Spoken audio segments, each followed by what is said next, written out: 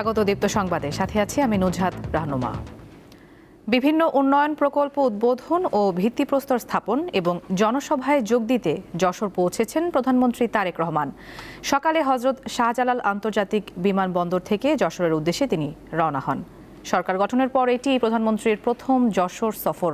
খাল খনন কর্মসূচি, যশোর মেডিকেল কলেজের 500 শয্যার হাসপাতাল উদ্বোধন এবং ঈদগাহ ময়দানে জনসভায় তিনি অংশ নেবেন। এরই মধ্যে প্রধানমন্ত্রী শার্শা উপজেলার উলশি খাল খনন কর্মসূচির উদ্বোধন করেছেন। একই স্থানে আয়োজিত পথসভা বা সুধী সমাবেশেও বক্তব্য রাখবেন তিনি। শার্শা থেকে ফিরে যশোর সার্কিট হাউসে স্বল্প বিরতির পর বিকেলে যশোর মেডিকেল কলেজ হাসপাতালের ভিত্তিপ্রস্তর স্থাপন করবেন প্রধানমন্ত্রী। এরপর যশোর কেন্দ্রীয় ঈদগাহ ময়দানে জনসভায় বক্তব্য রাখবেন। দর্শক, এই বিষয়ে জানাতে যশোর থেকে যুক্ত হচ্ছেন আমাদের সহকর্মী জুবায়ের আহমেদ। কথা বলছি তার সাথে। প্রধানমন্ত্রী যশোর পৌঁছানোর পর প্রথম কি কর্মসূচি রয়েছে সেটি জানাবেন, এবং আজকে যেসব উন্নয়ন প্রকল্পের উদ্বোধন হচ্ছে সেটি নিয়ে স্থানীয়দের প্রতিক্রিয়া কেমন দেখতে পাচ্ছেন জানাবেন।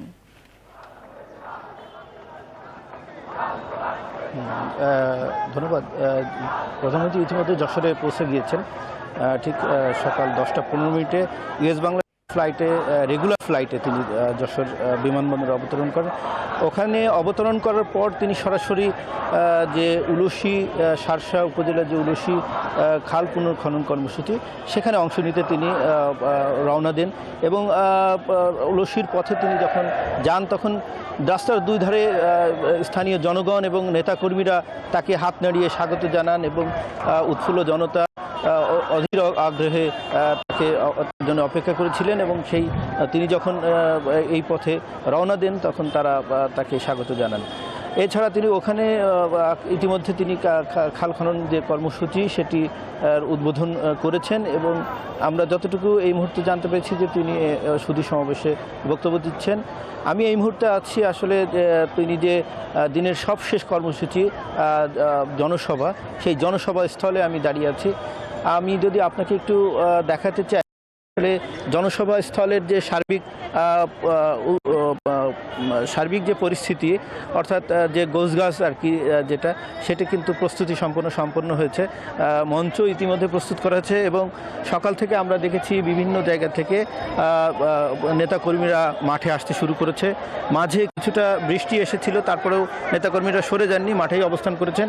আমরা একটু এখানে মধ্যে একজন একটু কথা বলবো।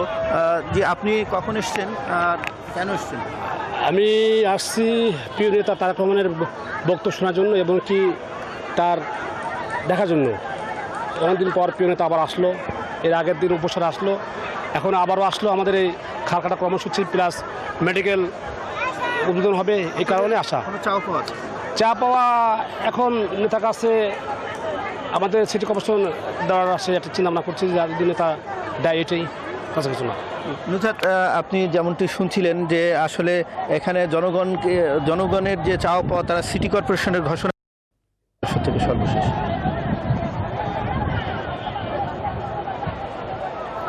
দর্শক, যশোর থেকে সরাসরি জানাচ্ছিলেন সহকর্মী জুবায়ের আহমেদ। নারায়ণগঞ্জের বহুল আলোচিত 7 খুন মামলার আপিল এখনও নিষ্পত্তি হয়নি।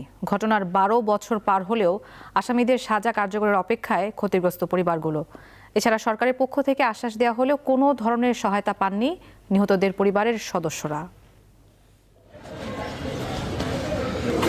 নারায়ণগঞ্জে অন্য 6 জনের সাথে খুনের শিকার হওয়া তাজুল ইসলামের কবরের পাশে প্রায়ই দাঁড়িয়ে থাকেন তার বাবা। সাথে বড় ভাইয়ের কবরের সামনে আসেন তাজুলের ছোট ভাইও। ঘটনার 1 যুগ পর এসেও পুত্র হত্যার বিচারের অপেক্ষায় অসহায় এক বাবা। অনেকভাবেই বলছি যে আমরা আশা করি যেভাবে হাইকোর্ট শেষ হচ্ছে আপিল বিভাগও এবার শেষ করবে খুব দ্রুতভাবে। কিন্তু প্রতি বছরই আমাদেরকে আশ্বাস দিচ্ছে খুব দ্রুত হচ্ছে, কিন্তু এভাবে করতে করতে আজ 12 বছর শেষ। জনাব তারেক রহমান সাহেব উনিও কিন্তু একজন ভাইহারা। তো আমি একজন ভাইহারা হিসেবে তোমার প্রধানমন্ত্রীর কাছে অনুরোধ করব এই হত্যাকাণ্ডের বিচারটা যেন দ্রুত কার্যকর হয়। আইন শৃঙ্খলা বাহিনী এবং যারা অপরাধীরা এখনো আসামিরা ধরা পড়ে নাই, তাদেরকে অ্যারেস্টের ব্যাপারে যেন পদক্ষেপ নেন। নিহতদের সব পরিবারের গল্প একই রকম। হতাশায় দিন কাটছে 7 পরিবারের সদস্যদের। স্বজন হারানোর ব্যথায় কাতর তারা। ছবির অ্যালবামের ভাঁজে আজও নিহত নজরুলের স্মৃতি খুঁজছেন তার স্ত্রী। নিম্ন ও উচ্চ আদালতের রায়ে সন্তোষ প্রকাশ করলেও আপিল নিষ্পত্তি এবং রায় কার্যকর বিলম্ব হওয়ায় হতাশা প্রকাশ করেন মামলার বাদী। সরকারের উপরে নির্ভর করে ওনারা চাইলেই তো বিচারটা রায় সম্পূর্ণ হয়। তারপর আমরা প্রচন্ড ভয়ে ভীতিতে থাকি। সবাই বলে যে নূর হোসেন নাকি আয়সা পড়বে, নূর হোসেন নাকি আয়সা। ভাই আমরাই তো ক্ষতিগ্রস্ত, আজকে তো আমাদের উপরে প্রতিশোধ নেব, কারণ প্রচন্ড যুদ্ধ করছে এই মামলার জন্য। রাষ্ট্রপক্ষ বলছে আসামিরা মামলা বিলম্ব করার উদ্দেশ্যে আপিল করছে, তবে চূড়ান্ত নিষ্পত্তির জন্য আন্তরিকভাবে কাজ করছেন তারা। ফ্যাসিস্ট সরকারের সময় তারা আপিল করে দীর্ঘদিন মামলাটাকে ঝুলিয়ে রেখেছিলেন, কোনোভাবেই আপিল হায়ারিং হয়নি। বর্তমানে লিভ টু আপিলের জন্য পেপার বুক তৈরির পর্যায়ে আছে, যে কোনো সময় এই মামলাটা চূড়ান্ত শুনানি হবে। 2014 সালে নারায়ণগঞ্জ সিটি কর্পোরেশনের প্যানেল মেয়র নজরুল ইসলাম আইনজীবী চন্দন সরকার সহ 7 জন অপহরণের শিকার হন। 3-4 দিন পর শীতলক্ষ্যা নদীতে তাদের লাশ পাওয়া যায়। 7 খুনের মামলায় 2017 সালের 17 জানুয়ারি রায় দেয় নিম্ন আদালত। 2017 সালের 22 আগস্ট উচ্চ আদালতের রায়ে নূর হোসেন ও র্যাবের সাবেক 3 কর্মকর্তা সহ 15 জনের মৃত্যুদণ্ড বহাল থাকে। এছাড়া 11 জনের যাবজ্জীবন কারাদণ্ড এবং 9 জনের বিভিন্ন মেয়াদে সাজা দেওয়া হয়।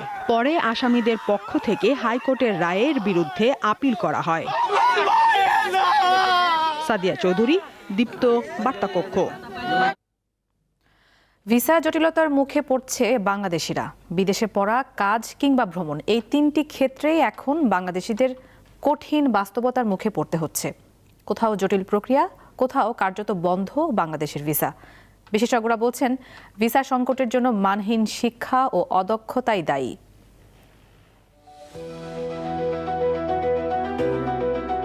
ইউরোপ, আমেরিকা থেকে শুরু করে মধ্যপ্রাচ্য, প্রায় সব জায়গাতেই বাংলাদেশিদের জন্য ভিসা পাওয়া বেশ কঠিন হয়ে গেছে। ফলে প্রশ্ন উঠছে, হঠাৎ কেন এই সংকট? দায়টা আসলে কার? সাম্প্রতিক সময়ে বিদেশে উচ্চশিক্ষা কিংবা ভ্রমণের সুযোগ পেয়েও ভিসা পাচ্ছেন না অনেক বাংলাদেশি। কি যোগ্যতা থাকার কারণে 80 এবং 90 দশকে যারা গেছে তারা একটা ভালো উন্নত জীবন সেখানে পেয়েছে, সেই ট্রেন্ডটা কিন্তু এখন নাই। এখন আমরা দেখি অনেক সময়ই যে যেমন স্টুডেন্ট ভিসা নিয়ে যারা যায় ইউরোপ বা আমেরিকায়, তারা মানসিকতাই থাকে যে আমি ওখানে পার্মানেন্ট হব, কিন্তু তার সেই লেভেলের কোয়ালিফিকেশনটা তো থাকতে হবে যে সে প্রফেশনাল হিসেবে কাজ করবে। অনেকেই কিন্তু প্রফেশনাল হিসেবে চিন্তা করে না। শ্রমবাজারেও ভিসা জটিলতার সংকট স্পষ্ট। সৌদি আরব ছাড়া মধ্যপ্রাচ্যের বেশিরভাগ দেশই বাংলাদেশ থেকে শ্রমিক নেওয়া বন্ধ এবং কিছু ক্ষেত্রে সীমিত করেছে। জাপান ও সিঙ্গাপুরে অল্প কিছু দক্ষ কর্মী গেলেও সংখ্যাটা সীমিত। কি কারণে বাজার বন্ধ হয়েছে সেইটা কিন্তু আমরা মূল্যায়ন করি না, বা মূল্যায়ন করা হলেও সেই অনুযায়ী প্রস্তুতিটা থাকে না। বাংলাদেশিদের একটা প্লাস পয়েন্ট আছে যে বাংলাদেশিরা সৎ এবং খাটতে পারে। তো শুধুমাত্র খাটনি দিয়ে কিন্তু সব কাজ হবে না। মধ্যপ্রাচ্যের দেশগুলোতেও কিন্তু এখন টেকনোলজি নির্ভর জায়গায় চলে আসছে, সেটা কনস্ট্রাকশন হোক বা মানে যেগুলো প্রথাগত খাতগুলো আছে, ক্লিনিংয়ের কাজ, কনস্ট্রাকশনের কাজ, এসব জায়গাতেও কিন্তু টেকনোলজি চলে আসছে। এই যোগ্যতাগুলো যদি আমাদের এই ক্লাস 7-8 পাস করা ছেলে মেয়েদের না থাকে, তাহলে কিন্তু তারা ভবিষ্যতে আরও কঠিন হয়ে যাবে। গত 8 বছরে ইউরোপ থেকে 4000-এর বেশি বাংলাদেশি দেশে ফেরত এসেছেন, আর যুক্তরাষ্ট্র গত 1 বছরে 322 বাংলাদেশিকে দেশে ফেরত পাঠিয়েছে। পরিসংখ্যান বলছে পুরো বিশ্ব থেকে গড়ে 1 লাখের বেশি বাংলাদেশি প্রতি বছর জোরপূর্বক ফেরত আসছেন। এত সবের পরও সংযুক্ত আরব আমিরাত, কুয়েত, কাতারের মতো দেশ বাংলাদেশিদের জন্য ভিসা বন্ধ বা সীমিত করে দিয়েছে। আর পাশের বন্ধুপ্রতিম রাষ্ট্র ভারত তো 2024-এর 5 আগস্টের পর এদেশের মানুষের ট্যুরিস্ট ভিসা বন্ধ রেখেছে। আমাদের যে নতুন নির্বাচিত সরকার আছে, এই সরকারের আপনার কূটনৈতিক পর্যায় থেকে এটার একটা উদ্বেগ বাড়াতে হবে, এবং আমি মনে করি যে ট্রাভেল এজেন্সির ভিসা প্রসেসিংয়ের ক্ষেত্রে ট্রাভেল এজেন্সির সংশ্লিষ্টতা বাড়াতে হবে, যাতে করে আপনার ট্রাভেল এজেন্সি ডকুমেন্টসগুলো ভেরিফাই করে দিতে পারে। এম্বাসি এটা খুব সহজেই তাহলে ভিসা যোগ্য প্রার্থীগুলো বেছে নিতে পারবে। সংশ্লিষ্টরা বলছেন, সাম্প্রতিক সময়ে বাংলাদেশের অনেক নাগরিককে দেওয়া ভিসাও কোনো কারণ ছাড়াই মেয়াদ শেষের আগে বাতিল করেছে যুক্তরাষ্ট্র। যেমন আমাদের সবচেয়ে বেশি। রুবায়েত হাসান, দীপ্ত সংবাদ, ঢাকা। ঘন ঘন লোডশেডিং ও জ্বালানি তেলের সংকটের প্রভাবে পটুয়াখালীর কুয়াকাটায় কমেছে পর্যটক আগমনের সংখ্যা।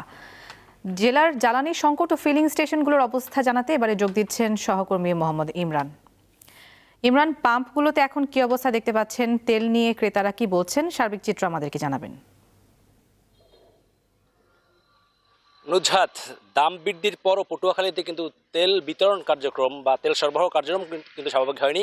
আমি আপনাকে জানিয়ে রাখি, পটুয়াখালী জেলায় কিন্তু 8টি তেলের পাম্প রয়েছে। এসব পাম্পগুলোতে একদিন অথবা 2 দিন পর পর একটি নির্দিষ্ট সময়, রাতে কিংবা দিনে একটি নির্দিষ্ট সময় কিন্তু তেল সরবরাহ করা হচ্ছে, যার কারণে আমরা দেখেছি যারা বিশেষ করে বাইকার থেকে শুরু করে যারা পরিবহন চালক রয়েছেন তারা কিন্তু লাইনে দাঁড়িয়ে ঘন্টার পর ঘন্টা লাইনে দাঁড়িয়ে থেকে তাদেরকে কিন্তু তেল নিতে হচ্ছে। এই যে তেল সরবরাহ করা হচ্ছে, এই তেল কিন্তু আসলে রেশনিং পদ্ধতিতে সরবরাহ করা হচ্ছে, যার কারণে ভোগান্তি কিন্তু চরমে উঠেছে। আমি আপনাকে আরেকটি বিষয় জানিয়ে রাখি, বর্তমানে কিন্তু এই উপকূলীয় এলাকায় প্রায় 15 দিন ধরে ব্যাপক লোডশেডিং দেখা দিয়েছে। দিনে কিন্তু 3 থেকে 4 বার বা 5 বারও কিন্তু লোডশেডিং হয়। এটি কিন্তু ঘণ্টাব্যাপী হয়, যার কারণে এই তেল সংকট এবং লোডশেডিংয়ের কারণে কিন্তু কুয়াকাটায় পর্যটকের আগমনের সংখ্যা অনেকটা কমেছে। আমরা সকাল থেকে কুয়াকাটা ঘুরে দেখেছি যে কুয়াকাটা সৈকতের 0 পয়েন্টে কিছু সংখ্যক পর্যটক থাকলেও লেম্বুরবান, সুটকিপল্লী, ঝাউবাগান, গঙ্গামতি সহ এবং কাউরচর সহ যে সকল পর্যটন স্পট রয়েছে, এ সকল পর্যটন স্পট কিন্তু অনেকটাই ফাঁকা রয়েছে। পর্যটন শিল্পে কিন্তু যে সকল ব্যবসায়ীরা রয়েছে পর্যটন সংশ্লিষ্ট, তারা কিন্তু অনেকটা লোকসানের মুখে পড়েছেন এবং যে সকল পর্যটকরা এই তেল সংকট সহ নানা সংকট দূর করেও যারা কুয়াকাটায় এসেছেন, তারা কিন্তু লোডশেডিংয়ের কারণে তারা কিন্তু অনেকটা ভোগান্তি পোহাচ্ছেন। আমরা হোটেল মোটেল যে ব্যবসায়ীরা রয়েছে তাদের সঙ্গে কথা বলেছি, তারা যেটা জানিয়েছেন যে তারা যে সময় আসলে কারেন্ট থাকে না বা বিদ্যুৎ চলে যায়, সে সময় কিন্তু তারা পর্যটকদের জেনারেটর দিয়ে সেবা সরবরাহ করে, কিন্তু তারা পাম্প থেকে তেল না পাওয়ার কারণে পর্যটকদের যে কাঙ্ক্ষিত সেবা, সেই সেবা কিন্তু তারা দিতে পারছে না, যার কারণে পর্যটকদের সঙ্গে বা পর্যটকরা তাদের কাছে অনেকটা ক্ষোভ জানেন। তো আসলে এখানকার পর্যটক সংশ্লিষ্ট যে সকল ব্যবসায়ী রয়েছে, স্থানীয় রয়েছে, তারা কিন্তু তেল সংকট নিরসনের পাশাপাশি লোডশেডিং কমানোর কিন্তু দাবি জানিয়েছেন। তো আসলে নুজহাত, পটুয়াখালী থেকে আমার কাছে এই ছিল সর্বশেষ। দর্শক, পটুয়াখালী থেকে তেল সংকটের খবর নিয়ে যুক্ত ছিলেন মোহাম্মদ ইমরান।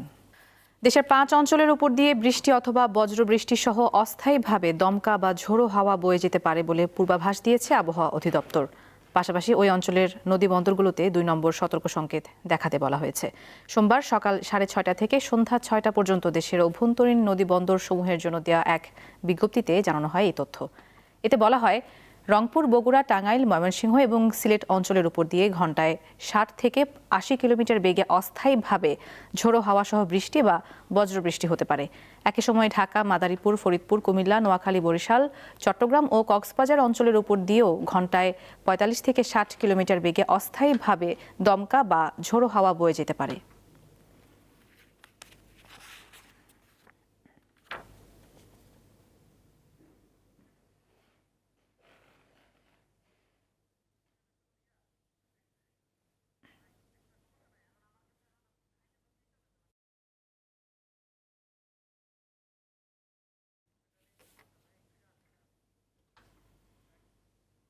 এবারে আন্তর্জাতিক প্রসঙ্গ। মধ্যপ্রাচ্যে চলমান সংঘাত বন্ধে কূটনৈতিক প্রচেষ্টার অংশ হিসেবে রাশিয়ার প্রেসিডেন্ট ভ্লাদিমির পুতিনের সঙ্গে বৈঠক করবেন ইরানের পররাষ্ট্রমন্ত্রী আব্বাস আরাকচি। এর মধ্যে রাশিয়ার উদ্দেশ্যে রওনা হয়েছেন তিনি। ইরানের বার্তা সংস্থা ইরনার খবরে বলা হয়, আব্বাস আরাকচির সঙ্গে বৈঠকে রাশিয়ার পররাষ্ট্রমন্ত্রী সের্গেই লাভরভও অংশ নেবেন। তাদের আলোচনার মূল বিষয়বস্তু হবে যুদ্ধ বন্ধের বর্তমান আলোচনাকে এগিয়ে নেওয়া, এদিকে হরমুজ প্রণালী সক্রিয় করা সহ যুদ্ধের অবসান নিয়ে যুক্তরাষ্ট্রকে একটি নতুন প্রস্তাব দিয়েছে ইরান। পাকিস্তানি মধ্যস্থতাকারীদের মাধ্যমে তেহরান এই প্রস্তাব দিয়েছে। এতে পরমাণু আলোচনা পরবর্তী পর্যায়ের জন্য স্থগিত রাখার কথাও বলা হয়েছে। রোববার মার্কিন সংবাদ মাধ্যম এক্সিওস এর এক প্রতিবেদনে এই তথ্য জানানো হয়।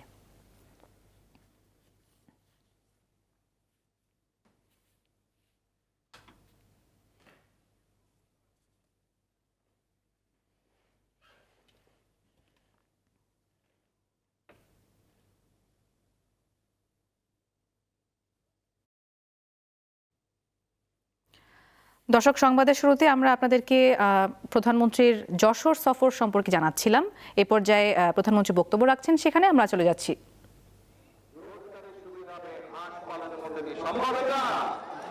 আমরা যদি সকলে মিলে কষ্ট করে অবশ্যই সম্ভব, আমরা যদি সকলে মিলে পরিশ্রম করে তাহলে অবশ্যই ভাগ্যের পরিবর্তন করা সম্ভব, তাহলে অবশ্যই দেশের অবস্থার পরিবর্তন করা সম্ভব, তাহলে অবশ্যই দেশের মানুষ ভালো থাকতে পারবে।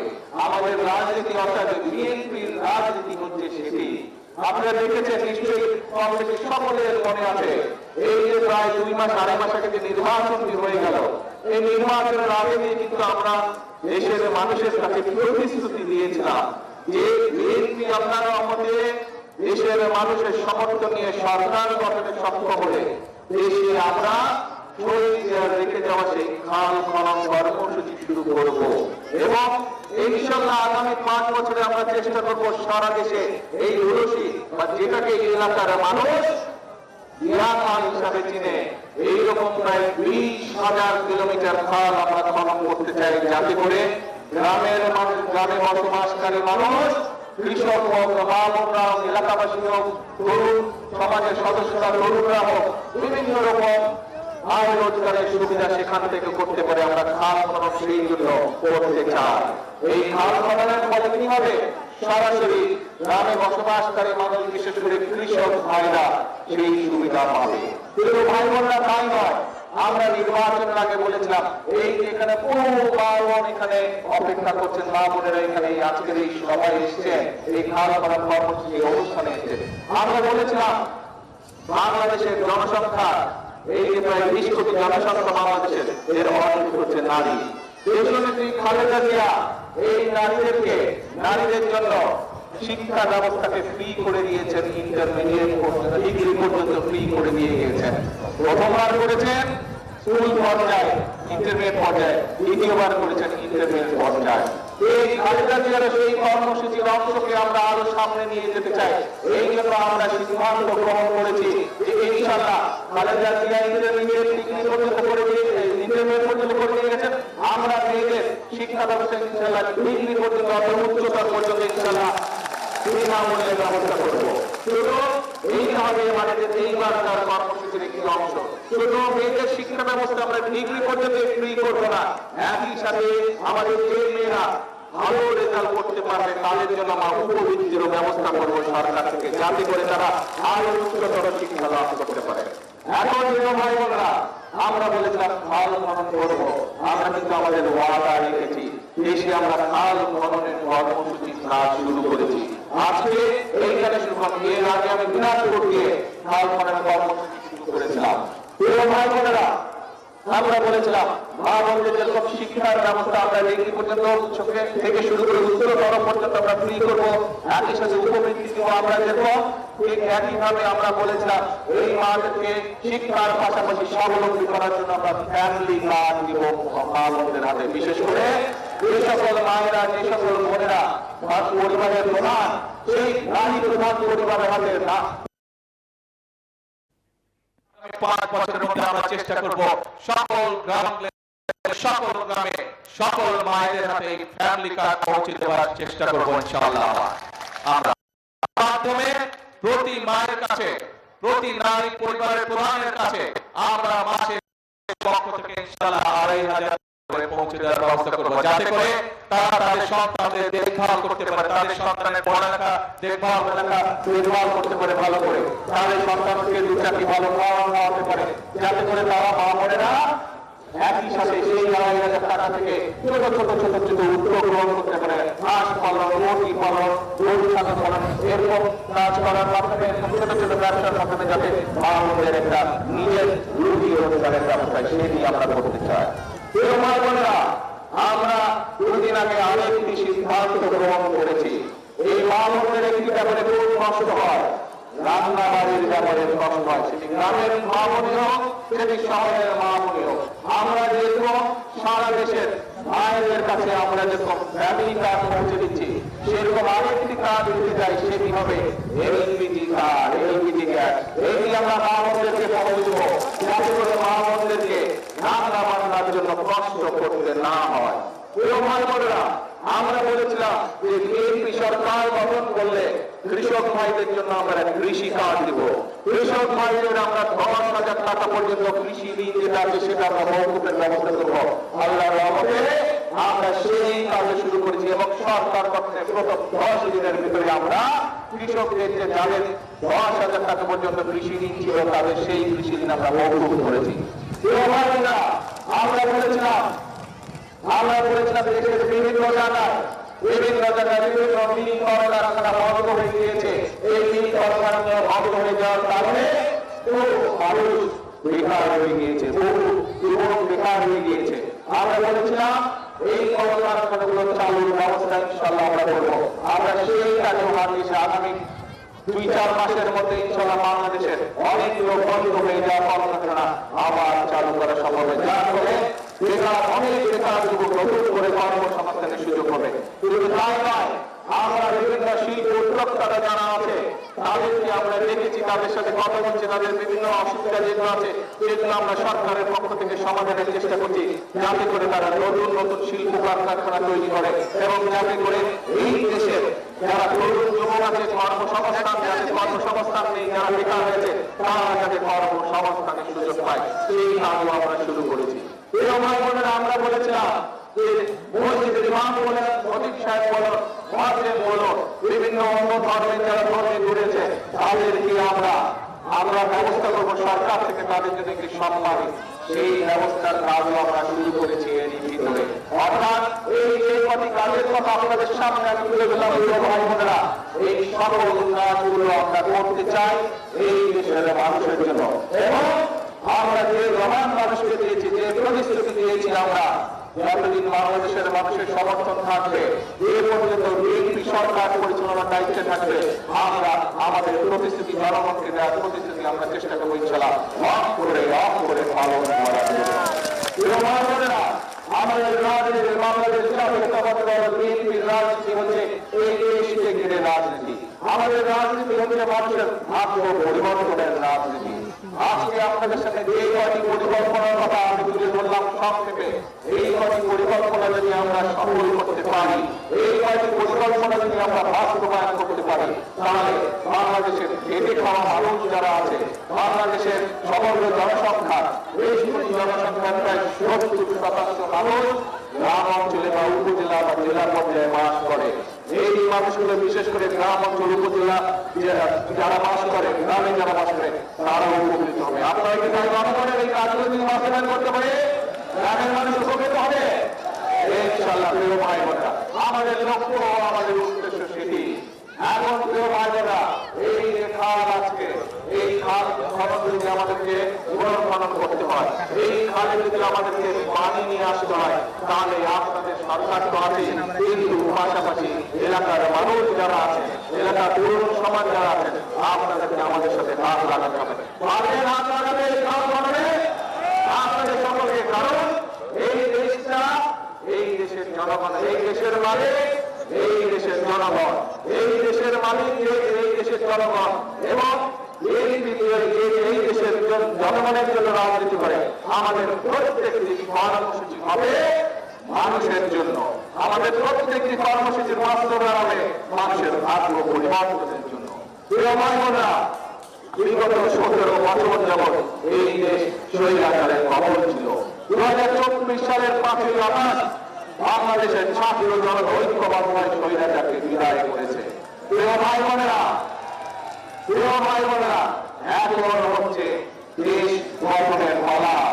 এখন হচ্ছে এই দেশকে আমাদের গড়ে তুলতে হবে, এই দেশের মানুষের জন্য কর্মসংস্থানের ব্যবস্থা করতে হবে, এই দেশের মানুষের কাছে স্বাস্থ্য সেবা পৌঁছে দিতে হবে, এই দেশের গ্রামে গঞ্জে বাস করা মানুষের কাছে ওষুধপত্র ডাক্তারের সেবা পৌঁছে দিতে হবে, এই দেশের বেকার যুবক বলুন, এই দেশের বেকার তরুণদের বলুন, তাদের শিক্ষা এবং তাদের কর্মসংস্থানের ব্যবস্থা করতে হবে, এই দেশের কৃষকদের আত্মনির্ভরশীল করার জন্য তাদের পাশে এসে দাঁড়াতে হবে।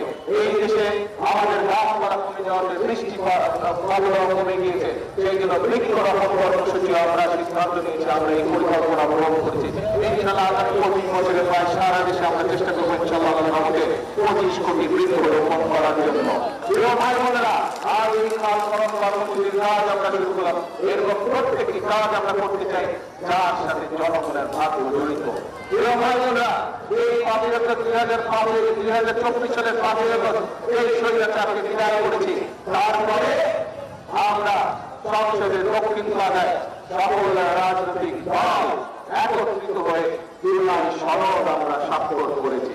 আর এই মাননীয় জনতার সামনে আমি পরিষ্কার ভাবে বলে দিয়ে যেতে চাই, পার্লামেন্টের জাতীয় সংসদের দক্ষিণ প্লাজায় যে জুলাই সনদ বিএনপি সহ অন্যান্য রাজনৈতিক দল স্বাক্ষর করেছে, আমরা সেই স্বাক্ষরিত জুলাই সনদের প্রত্যেকটি লাইন প্রত্যেকটি শব্দ ইনশাআল্লাহ পর্যায়ক্রমিকভাবে এই চর্চা সমাপ্ত হবে। দর্শক, যশোরের জনসভায় বক্তব্য রাখছিলেন প্রধানমন্ত্রী তারেক রহমান। আমরা সরাসরি যুক্ত ছিলাম সেখানে। আর এই ছিল এখনকার মতো। আমাদের পরের সংবাদ দুপুর 2টায় দেখার আমন্ত্রণ। এতক্ষণ সঙ্গে থাকার জন্য সবাইকে ধন্যবাদ।